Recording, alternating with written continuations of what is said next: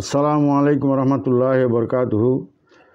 বন্ধুগণ, আমি সাধক মোস্তাক মনির, বাংলাদেশ। আমি আজকে আপনাদের সম্মুখে ভাববাদীরা চলে গেছে এবং যুদ্ধবাজরা রয়ে গেছে শীর্ষক আলোচনায় আমি আপনাদেরকে আহ্বান জানাবো আমার এই ভিডিওটি অত্যন্ত মনোযোগ সহকারে শ্রবণ করার জন্য। এতে অনেক গুরুত্বপূর্ণ রহস্য লুকায়িত আছে। পাক কোরআনে মহান আল্লাহ জাল্লা শানহুজুল জালালুল ইকরাম তিনি ঘোষণা করেছেন, যখন আমি কোনো জাতিকে শায়েস্তা করতে চাই তখন সেই জাতির এবং জাতিগণের উপরে আমি জুলুমবাজ এবং জুলুমবাজ সরকারকে কায়েম করি এবং মানুষকে রাজা বাদশাগণকে যুদ্ধংদেহী করে তুলি। অর্থাৎ তারা যুদ্ধের জন্য পাগল হয়ে যাবে, যুদ্ধ তার খেলা হবে। তারা কোনো সাধারণ মানুষের কথা চিন্তা করবে না, তারা জগতের কথা চিন্তা করবে না, তারা কিভাবে জয়যুক্ত হইতে পারবে, কিভাবে তারা যুদ্ধ করবে। এবং এই যুদ্ধের মাধ্যমে আল্লাহ পাক রাব্বুল আলামিন এটা এক ধরনের গজব বলে আখ্যায়িত করেছেন যে আমার বহু প্রকার গজব রয়েছে। আমি এই পৃথিবীতে আমার এই খলিফা মানব জাতিকে প্রেরণ করার পরে আমি লক্ষ লক্ষ নবী রসুল পয়গম্বরকে প্রেরণ করেছি, 1,24,000 মতান্তর 2,24,000 পয়গম্বরকে প্রেরণ করেছি, অনেক গৌস কুতুব অলিয়া এদিকে প্রেরণ করেছি, অনেক মামুন মুরসালিন বান্দাকে প্রেরণ করেছি, অনেক খোদাপ্রাপ্ত ব্যক্তিকে প্রেরণ করেছি এবং তারা হেদায়েতের বাণী শুনিয়েছে পূর্ব থেকে পশ্চিম পর্যন্ত, উত্তর থেকে দক্ষিণ পর্যন্ত। কিন্তু এমন একটা সময় সমাগত হয়েছে যে আমাদের প্রিয় নবী হযরত মুহাম্মদ আহমদ মুস্তাফা সাল্লাল্লাহু আলাইহি সাল্লামের এই 15-17 বছর পরেই, অর্থাৎ 1400 হিজরি পরে কী হবে না হবে এ সম্পর্কে কোনো ভবিষ্যৎবাণী নাই। সুতরাং আমাদের প্রিয় নবী হযরত মুহাম্মদ সাল্লাল্লাহু আলাইহি সাল্লামের পরে যেহেতু কোনো নবী রসুলের আগমন ঘটবে না, কাজেই আমাদের দায়িত্ব আমাদেরকে গ্রহণ করতে হবে এবং আমাদেরকে সত্যকে আঁকড়ে ধরতে হবে, মিথ্যাকে আমাদের জীবন থেকে নির্বাসন দিতে হবে। কিন্তু দেখা যাচ্ছে যে সময়ের পরিক্রমায় এই পৃথিবীটা আস্তে আস্তে সেই উলঙ্গ নগ্নতায়, নগ্ন সভ্যতার অন্তরালে এবং সভ্যতার অন্তরালে নগ্নতা, বেহায়াপনা, ব্যভিচার, অনাচার, অবিচার ছেয়ে গেছে এবং মানুষগুলো নষ্ট হয়ে গেছে এবং মানুষের ভিতরে কোনো প্রকার ধর্মীয় অনুভূতি নাই। শুধুমাত্র অত্যন্ত মূল্যবান সেই উপাসনালয় রয়েছে এবং কারুকার্য খচিত সেই উপাসনালয় রয়েছে, সকল ধর্মেরই অত্যন্ত চাকচিক্যপূর্ণ উপাসনা রয়েছে, কিন্তু মানুষের মধ্যে কোনো হিদায়াত নাই, বলেন নাউজুবিল্লাহ।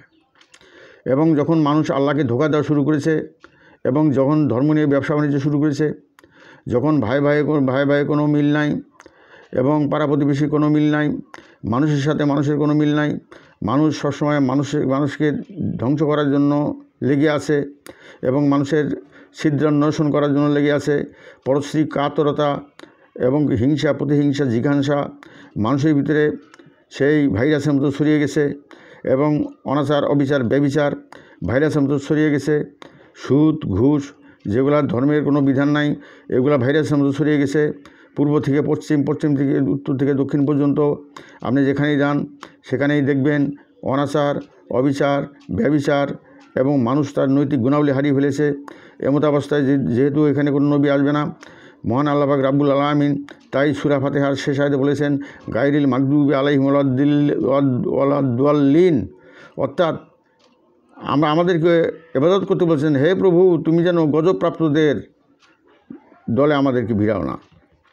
অর্থাৎ এটাকে সতর্ক করে দেওয়া হয়েছে যে তোমরা যদি অনাচার করো, অবিচার করো এবং মুসলমান জাতি যদি অনাচার অবিচার করে এবং তারা যদি ধর্মের পর থেকে বিচ্যুত হয়ে যায়, ন্যায়ের থেকে বিচ্যুত হয়ে যায়, সত্যের থেকে বিচ্যুত হয়ে যায়, তাদের উপর আল্লাহর আযাব গজব নাযিল হবে।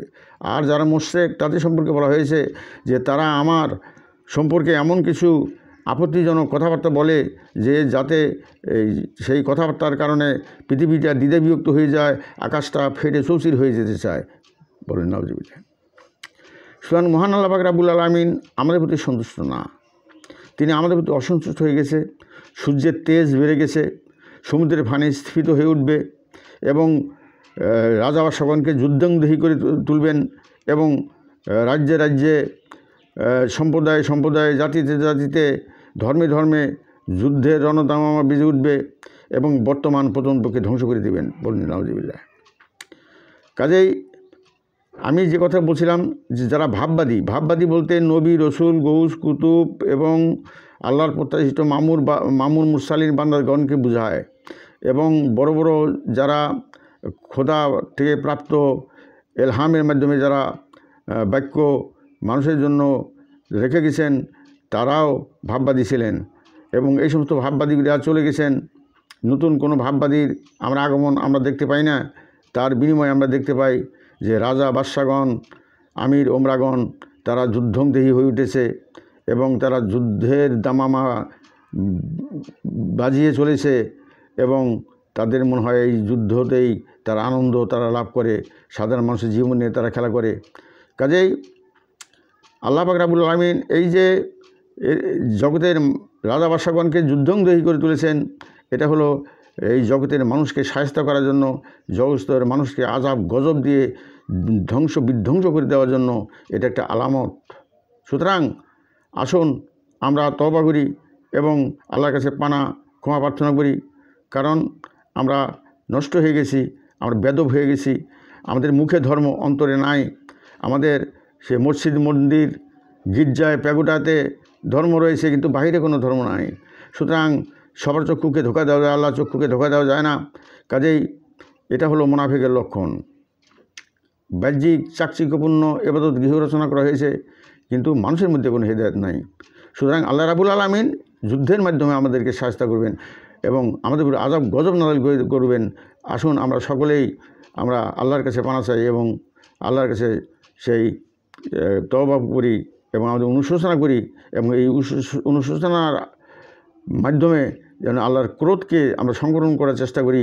ওয়া আখির দাওয়ানা আলহামদুলিল্লাহি রাব্বিল আলামিন। আসসালামু আলাইকুম ওয়া রাহমাতুল্লাহি ওয়া বারাকাতুহু।